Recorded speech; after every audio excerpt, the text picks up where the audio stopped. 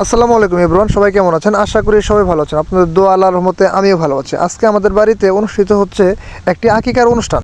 আর এই আকিকাটা হচ্ছে আমার ভাতিজা ফুয়ানের। আর এখানে আমরা আকিকার জন্য মোটামুটি আলু সিদ্ধ করার জন্য ডেকের মধ্যে বসাই দিছি। আর এখানে যাকে দেখতেছেন যে আলুগুলো লড়াচড়া করতেছে, ইনি হচ্ছে আমার চাচাতো ভাই আর ওর ছেলেই ফুয়ানা।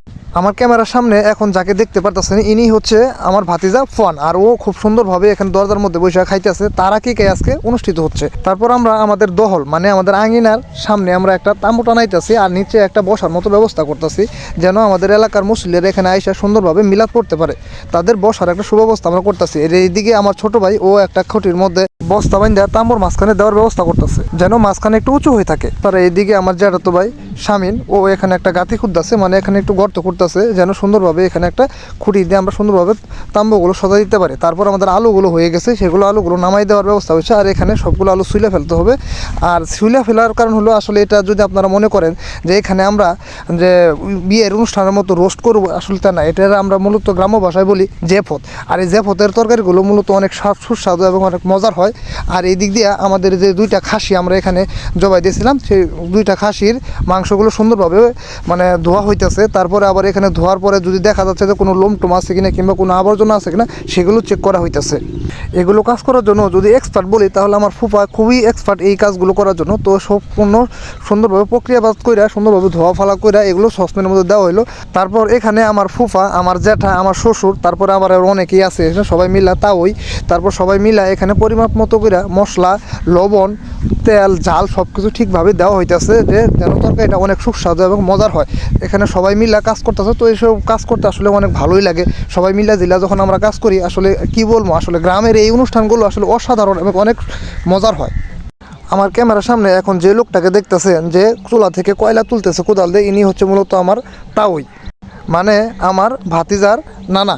তো যাই হোক, এখানে সবাই মিলে জেলা কাজ করাইতেছে। আর সামনে যে অবস্থানটা দেখতেছেন, এই সামনের অবস্থানটা হচ্ছে আমার যে মুরব্বী আছে, তারা সবাই মিলা সবাই যুক্তি বুদ্ধি কইরা আসলে কোন মশলাটা কতটুকু দিলে তরকারিটা অনেক বেশি পরিমাণে স্বাদ এবং টেস্ট হবে, সবাই মিলা জিলা বুদ্ধি পরামর্শ কইরা এখানে দেওয়া হইতেছে।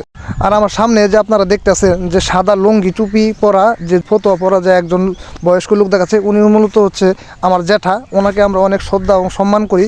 উনি আমাদের যে আসলে বাড়ির মধ্যে যে আসলে সম্মানীয় ব্যক্তি যাকে বলা হয়, তিনি হচ্ছে আমাদের সম্মানীয় ব্যক্তি এবং কি বড় মাথা। আসলে একটা তরকারি রান্না করতে গেলে যদি আসলে কেউ মনে করে যে আমি লবণ মরিচ আর তরকারি তেল দিয়ে দিলাম তাই তরকারি হয়ে গেল, এটা আসলে ভুল ধারণা। এখানে অনেক কিছু জানা বোঝা এবং অনেক কিছু শেখার আছে, কারণ এখানে কোনটা কোন পরিমাণে দিতে হবে সেটাও অনেক কিছু জানার।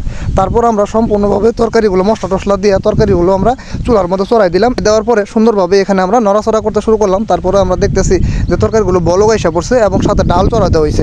আর এই ডালটা হচ্ছে আমাদের এলাকার মধ্যে বলে মাসকালার ডাল। আমরা মূলত জ্যাপতের মধ্যে এই মাসকালার ডালগুলো আমরা ব্যবহার করি। আর এদিকে আমার ছোটো ভাই ও দরজার মধ্যে খাড়া হয়েছে। আর এই ঘরটা হচ্ছে আমার দাদা এখানে থাকে। আর এদিক দিয়ে আমার যে চাচাতো ভাই আছে, ও তরকারি নানা দিতেছে। তারপর আমার বলতেছে যে দেখ তরকারিটা কেমন হয়েছে। তারপর ও এখান থেকে মাংস তুলে তুলে দেখাইতেছে যে আসলে মাংসের পরিমাণ ঠিক আছে কিনা। আমরা এখানে দুইটা খাসি দিয়েছি, তারপরে সকলের জন্য আসলে সুন্দরভাবে খাওয়া হয় সেই ব্যবস্থা আমরা করতেছি, যেন পর্যাপ্ত পরিমাণ আমরা খাবারটা দিতে পারি।